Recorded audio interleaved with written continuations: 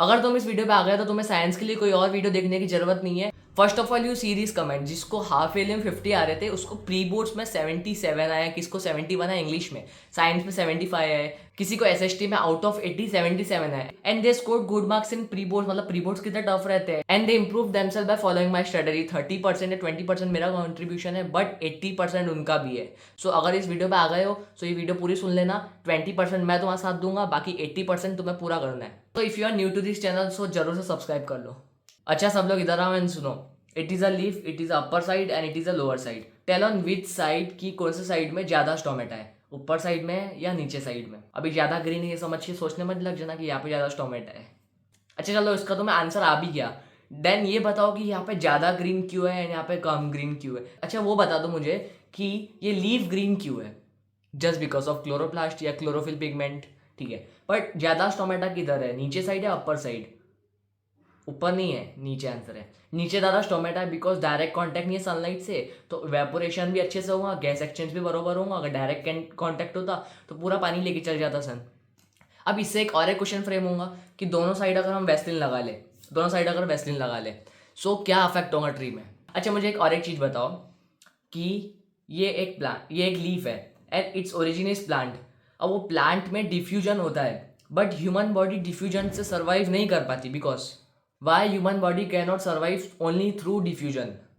इसका आंसर है कि human body is not in direct contact, और सब सेल उसके डायरेक्ट कांटेक्ट नहीं है एयर के, इसलिए हर एक सेल के पास ऑक्सीजन थ्रू डिफ्यूजन नहीं पहुंच सकता है। अगर डिफ्यूजन हो भी रहा है तो 1 साल लगेगा पूरे बॉडी में ऑक्सीजन पहुंचाने के लिए। एंड इट विल आस्क कि बताओ कौन से पार्ट में डिफ्यूजन हो रहा है इन ह्यूमन बॉडी। अच्छा अभी तो मैं ये पूछ लेंगे, it is a lotus plant, समझ लो लोटस है। एंड लोटस की लीफ ऐसे कवर रहती है, मतलब नीचे वाला पानी में रहता, ऊपर वाला सरफेस पे रहता। अब पूछेगा ज्यादा स्टोमेटा किधर है। ऑफकोर्स अपर साइड में होगा, कि नीचे से रहेगा तो एक्सचेंज ही नहीं कर पाएगा या सनलाइट तो ले ही नहीं पाएगा। अच्छा समझो ऐसा एक प्लांट है जिसकी लीफ सीधी है, तो स्टोमेटा कौन सा साइड है, ये साइड ज़्यादा है ये साइड ज़्यादा है। तो इसका आंसर है दोनों साइड इक्वल स्टोमेटा है। समझे तुम, सीबीएसई का तरीका कोई भी एक ऑब्जेक्ट लेगा और उससे 10 कॉम्पिटेंसी बेस्ड क्वेश्चंस बनाएगा। एंड ऐसे एक कुत्ते और उसका परिवार लेके हेरिडिटी से क्वेश्चन बनाएगा कि उसकी ब्लैक आइज थी, उसका ब्राउन आइज था, एंड उन दोनों का कॉम्बिनेशन बना के कौन सा आइज बनेगा। But have you notice the thing, तुम में से जिसको भी आंसर है उनके सब कॉन्सेप्ट्स क्लियर थे। एंड भली वो एनसीईआरटी है उनका सिर्फ कॉन्सेप्ट्स भी क्लियर है, वो हर टाइप के कॉम्पिटेंसी बेस्ड क्वेश्चन लगा पा रहे। बट जिसको नहीं आया ऑफकोर्स उनके कॉन्सेप्ट्स वीक थे एंड वो पहले हार्ड क्वेश्चंस पे लग जाते हैं। And this are not the hard questions, ये सिंपल सिंपल क्वेश्चन है स्टोमेटा पे जो हर साल आते हैं। अच्छा मुझे अभी एक बात बताओ, एक कंपाउंड है कार्बन का, उसको हम HCl में डाल रहे हैं। इट फॉर्म्स अ गैस जो कि एक कैंडल को बुझा देती है। एंड वो जो गैस है अगर हम वाटर में डालें तो वो लाइम वाटर बनाती है। गैस का नाम क्या है। एंड यही एक्स और वाई वाला लफड़ा तुम्हें केमिस्ट्री में पूछेंगे कि एक्स ये एलिमेंट है उससे वाई गैस बन रही। एक्स क्या था, कैल्शियम कार्बोनेट, वाई क्या था, CO2, उसको वाटर में डाल रहे तो CaOH/2 बना रहा था। अच्छा मुझे अब एक आंसर बताओ फिजिक्स में। ये कार है, कार का लोअर साइड मतलब जहाँ पे थोड़ी सी जगह रहती है। एंड ये एक मिरर है, अगर हम यहाँ पे ऐसे मिरर को अंदर डालें कार के, and we can see everything in a mirror, मतलब वो मिरर में हम कार के अंदर क्या क्या है सब कुछ देख पा रहे, तो वो मिरर कौन सा है। अब लास्ट 2 to 3 ईयर्स के ट्रेंड के हिसाब से 2024 का paper was the easiest paper. मतलब अगर तुम इस हालात में अभी जाके लगाओ पेपर, तुम्हें पूरे मार्क्स आराम से बन जाएंगे। बट 2025 का पेपर वॉज नेवर एंडिंग। मैं लिख रहा था क्वेश्चन और बढ़ रहे थे, लिखते जा रहा था क्वेश्चन आते जा रहे थे, मीन्स इट वॉज लेंदी। उसके साथ साथ कॉम्पिटेंसी बेस्ड क्वेश्चन आए थे। बट हाउ विल बी 2026 का पेपर, no doubt 50% competency based question आएंगे, वो भी तुम्हारे कॉन्सेप्ट से बनेंगे, आउट ऑफ कॉन्सेप्ट नहीं बनेंगे। एंड उसके साथ साथ तुम्हारे 3 सेक्शन है, biology, physics and chemistry, and इस बार अलग अलग सेक्शंस बना दिए। सो आई वुड से तुम कोई भी सेक्शन से शुरू करो, जब तक वो सेक्शन खत्म नहीं हो बीच में कोई दूसरा सेक्शन शुरू करना मत। लाइक तुमने 2 पेज में सेक्शन है लिखा एंड तुम्हारा थोड़ा बहुत बचे हैं क्वेश्चंस, तो स्पेस छोड़ लो उसके लिए एंड बाद में सेक्शन B शुरू करो। एंड तुम जितना इजी बनाओगे चेकर को चेक करने के लिए उतने तुम्हारे मार्क्स बढ़ेंगे।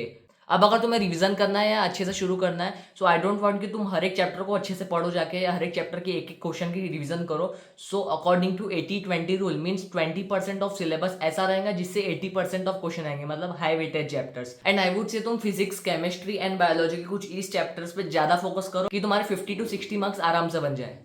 अब ऐसा नहीं कि तुम्हें बाकी चैप्टर्स नहीं करना है, बाकी चैप्टर्स करो, ऊपर ऊपर से करो, बट ये चैप्टर्स पे इतना फोकस करो कि कोई भी क्वेश्चन आ जाए ये चैप्टर से तुम आराम से बना दो। Now let's start the video with diagram, and video में सरप्राइज भी है तो मिस मत करना। सो अब डायग्राम में competency based question in the worst case ऐसा पूछेगा, लाइक फॉर एग्जाम्पल हार्ट का डायग्राम है। अब तुम्हें सीबीएसई ऐसा क्वेश्चन देगा, label the part which carries fresh oxygenated blood from chamber to whole body part. अब तुम्हें उसे लेबल करना है। अब सेकंड और हार्डर कॉम्पिटेंसी बेस्ड क्वेश्चन कैसा आएगा, अब वो बोलेंगे ऐसा कौन सा पार्ट है अगर हमने उसे ब्लॉक कर दिया सो ब्लड पहुंचेगा ही नहीं बॉडी में, तो तुम्हें वही पार्ट को लेबल करना है। इन द वर्स्ट केस ये आज तक आया नहीं जो मैंने तुम्हें बताया, बट आ सकता है। तो तुम्हें ऐसे प्रैक्टिस करना है। प्रैक्टिस कैसे करोगे, पहले तो तुम्हें डायग्राम जितने एनसीईआरटी के या जो तुम्हारे कोचिंग वाले, हर एक डायग्राम को प्रैक्टिस करना है 2 से 3 बार जब भी करोगे। उसकी लेबलिंग भी 5 से 6 बार प्रैक्टिस करना है। एंड वो डायग्राम एज इट इज तुम्हें जेमिनाई या चैट जीपीटी पे अपलोड करना है। एंड जैसे टाइप के मैंने तुम्हें अभी एग्जांपल्स दिए वैसे टाइप के उसको लिख के देना, like for example this diagram, and उसको बोलना frame the possible questions out of it. सिर्फ बोलना बता रहा एंड इट विल फ्रेम, तुम्हें वहां से प्रैक्टिस करके जाना है। अब तुम्हारी सेकंड दिक्कत है फिजिक्स के न्यूमेरिकल्स। फिजिक्स में सबसे पहले तुम्हें अपना कॉन्सेप्ट क्लियर रखना है, जाके वन शॉट देखो। देन उसके बाद तुम एक पेज लो, फॉर्मूला लिखो, डेफिनेशन के साथ लिखना, एंड डेरिवेशन डिराइव वगैरह हो तो वो भी लिख लेना, लाइक ओम्स लॉ बहुत इंपॉर्टेंट है। देन उसके बाद सीधे जितने पॉसिबल क्वेश्चन है वो टॉपिक पे या वो फॉर्मूला पे उतने प्रैक्टिस करो। पीवाईक्यूज लगाओ, एनसीईआरटी लगाओ, पूरी सैम्पल पेपर लगाओ, ठीक है। ये पूरा फिजिक्स का है, लाइक तुम कॉन्सेप्ट क्लियर करो, फॉर्मूला याद करो 2 से 3 बार लिख के देखो, एंड उसके बाद वो फॉर्मूला पे जितने 100 200 300 क्वेश्चन है जितने मिल रहे तुम्हें एक दिन में बैठ के लगा दो। एंड जैसे तुम्हारा फॉर्मूला के साथ कॉन्सेप्ट क्लियर होगा, then jump to your competency based question जो तुम्हें एग्जाम्पलर में मिलेंगे। अब तुम्हारी थर्ड दिक्कत है केमिस्ट्री के इक्वेशन। सबसे पहले इक्वेशन को सॉल्व करने के लिए तुम्हें बैलेंसिंग अच्छे से आना चाहिए। एंड जब तक क्वेश्चन में स्टेट नहीं किया हो कि तुम स्टेट लिखो, लाइक सॉलिड लिक्विड गैस, तब तक लिख के मत आना, नहीं तो फालतू में मार्क्स गवाओगे। एंड एनसीईआरटी के जितने भी इक्वेशन है केमिस्ट्री में 20 22 या 30 इक्वेशन है, एक पेज पे लिख कर रखो, 100 बार उसको याद करो। एंड वो पेज में जैसे तुम लाइक डिस्प्लेसमेंट की लिख रही इक्वेशन, वो डिस्प्लेसमेंट की इक्वेशन लिखी एंड उसको एरो देके ऊपर से तुम वहाँ पे डेफिनेशन लिखो डिस्प्लेसमेंट की। अब यहाँ पे तुम डेफिनेशन पढ़ोगे ऊपर से एंड नीचे तुम इक्वेशन पढ़ोगे। रिएक्टिविटी सीरीज याद करके चल जाना, higher element and lower element. अब इससे तुम थ्योरी वाले इक्वेशन वाले चैप्टर वाइज पीवाईक्यूज लगाओ या तुम एनसीईआरटी के क्वेश्चंस लगाओ। अगर तुम्हें इक्वेशन फॉर्म करना नहीं आता तो जाके पहले बेसिक्स क्लियर करो, अलग सर के बहुत अच्छे लेक्चर्स है। अब ये पार्ट तक सबको दिक्कत थी, but now I will tell how you can start study या रिविजन तुम्हें करना है तो। देखो अब तुम्हारे बोर्ड्स में इन वर्स्ट केस 30 या 40 दिन बचे हैं। अब मैं जो 80-20 रूल बताया था, सबसे पहले वो चैप्टर्स फिनिश करना है इन फर्स्ट 10 डेज, ठीक है। बहुत कम चैप्टर से, ज़्यादा नहीं है। इन फर्स्ट 10 डेज वो चैप्टर रगड़ लेना है तुम्हें। देन उसके बाद जितने बचे हुए चैप्टर्स है उसको 20 दिन में कवर करना है। देन आखिरी के 5-6 दिन बचे हैं उसको पूरा रिवाइज करना है, रिवीजन करना है, दिन रात बैठ जाओ। अब तुम्हारे स्टार्टिंग से जो भी टीचर है तुम उनके नोट्स रिवाइज करो, या आई वुड से तुम अलग सर के लेक्चर देखो, बहुत मस्त पढ़ा है एंड एक बार में डिटेल में समझ जाएगा तुम्हें। Once you are completed with lecture notes and polish कर लिया पूरे कॉन्सेप्ट्स को, सीधा jump to this secret question. मेरे वर्ल्ड सब्सक्राइबर्स को पता होगा, बट टॉपिक वाइज क्वेश्चंस मिलेंगे। Firstly easy question, probable questions, then PYQs वगैरह सब कुछ। कॉन्सेप्ट्स क्लियर करके सीधा क्वेश्चंस पे जंप करना है, एनसीईआरटी मत करना। अब जैसे तुम 1 बाय 1 पूरे क्वेश्चंस करोगे, जितने क्वेश्चन पॉसिबल है आउट ऑफ दैट टॉपिक, जो तुम्हारा टॉपिक है पूरी एनसीईआरटी में, जो तुम्हारे लेक्चर में, वो लेक्चर से जितने क्वेश्चन पॉसिबल है यहाँ पे तुम्हें मिलेंगे। अब जैसे कि तुमने 1 बाय 1 लगा लिया, बहुत इजी क्वेश्चन है, तुम्हारे पूरे बेसिक्स तुम लिखोगे कैसे सब कुछ क्लियर हो जाएगा। तुम लगा लेना क्वेश्चन एक बार, ठीक है। आई विल टेल कहाँ से तुम्हें मिलेंगे। Then jump to your NCERT. NCERT में जितने 20 30 40 एनसीईआरटी में जितने 30-40 क्वेश्चन है एक चैप्टर के, वो लगा लो। अब जब तुमने ये बेसिक पूरे कवर कर लिए मेरे सीक्रेट क्वेश्चन से, देन उसके बाद एनसीईआरटी कर ली, देन सीधा jump to exemplar for high level questions, PYQs लगा दो लास्ट ईयर के 2025 के, एंड यही तुम्हारा रोड मैप होना चाहिए फॉर रिवीजन। आपने नोट्स रिवाइज किए, देन ये टॉपिक वाइज क्वेश्चंस किए, देन उसके बाद एनसीईआरटी किया, देन उसके बाद एग्जाम्पलर या पीवाईक्यू या सैम्पल पेपर जो भी तुम लगाओ। Now you have to avoid some common mistakes in science. First है तुम्हें क्वेश्चंस अच्छे से पढ़ना है, बिकॉज डेफिनेशन किसी और की पूछो तुम कुछ और ही लिख के आओगे। एंड उसके साथ फिजिक्स के न्यूमेरिकल्स में तुम्हें फॉर्मूला स्टेट करना है, गिवन अच्छे से डालना है। एंड उसके साथ साथ तुम कार्टेशियन साइन गलत डालोगे। अगर जैसे लेंस का फॉर्मूला है तुम्हें पता है अगर माइनस लगाना है तो माइनस लगाना है। एंड जैसे मैग्निफिकेशन का फॉर्मूला है लेंस एंड मिरर में, तो तुम्हें पता होना चाहिए कि माइनस प्लस साइन कहाँ पे लग रहा, फॉर्मूला क्या है, वो सब जान लो, वो सब अच्छे से याद कर लो। अब केमिस्ट्री में डायरेक्ट क्वेश्चन तो बनने से रहे, थोड़े लॉजिकल क्वेश्चन आएंगे। And you will do this mistake कि तुम सॉलिड लिक्विड गैस के स्टेट गलत लिख लोगे, बैलेंसिंग गलत करोगे।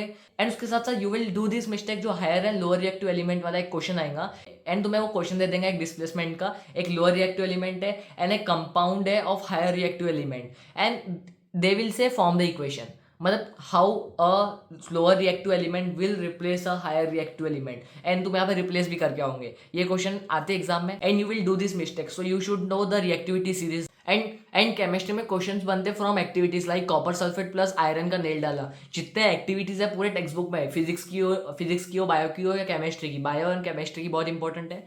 जितनी एक्टिविटीज है वो सब तो एकदम समझ लो, यूट्यूब पे बहुत सारे लेक्चर्स अवेलेबल है, सर्च करना मिल जाएंगे। वो अच्छे से समझ लिया, उसके शॉर्ट नोट्स बनाओ यार, बाजू में लिख लो। एंड बायो में केस स्टडी वाला क्वेश्चन बन सकता है from activity like blood pressure वाला टॉपिक है। सो जितने भी एक्टिविटीज है वो तुम्हें याद करना है, जितने भी की नोट्स है एनसीईआरटी में वो तुम्हें समझ लेना है एक बार। एनसीईआरटी रीडिंग मत करो अभी, जितने नोट्स तुम्हें लेक्चर में पढ़े वो करो, देन उसके बाद जितने एक्टिविटीज तुम्हें मिल रही है वो करो। ठीक है, एक बार गो थ्रू कर लेना अगर तुम्हें लग रहा है एनसीईआरटी इंपॉर्टेंट है। देन मेरे जो सीक्रेट नोट्स है जो मैंने व्हाट्सएप ग्रुप में अभी जाके अपलोड कर लिया, जल्दी देखो जाके, सीक्रेट नोट्स के क्वेश्चंस कर लो पूरे। देन उसके बाद पीवाईक्यूज लगाओ या आपने एनसीईआरटी लगाओ पूरी। एनसीईआरटी अगर पूरी अच्छे से तुम्हें फर्स्ट टाइम पे आ रही बिना देखे, देन तुम समझ लो तुम्हारी 80 to 90% प्रिपरेशन अच्छे से हो गई है। देन उसके बाद पीवाईक्यूज या एग्जाम्पल लगा लो एंड दैट्स फिनिश। इसके बाद तुम्हें साइंस में कुछ करना नहीं है। बायोलॉजी में थ्योरी के ऊपर है, थ्योरी याद हो गई अच्छे से तो तुम मिस्टेक्स नहीं करोगे।